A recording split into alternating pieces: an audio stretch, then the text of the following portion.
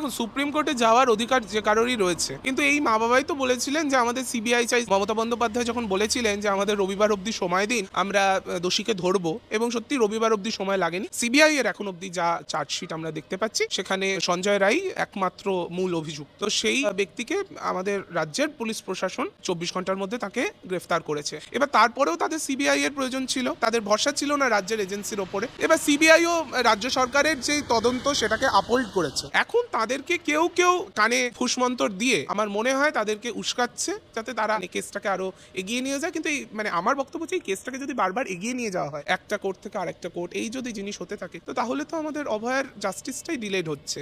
Justice delayed is justice deny. আমাদের বেশ কিছু জায়গায় এখনো ফেন্সিং নেই, কথা ঠিক, কিন্তু ফেন্সিংই যদি লাগবে তো তাহলে আর বিএসএফ এর কাজটা কি? বেশ কিছু জায়গায় বিএসএফ টাকা খেয়ে মানুষকে এদিক ওদিক করে, টাকা খেয়ে বিভিন্ন রকমের জিনিসকে স্মাগলিং করে।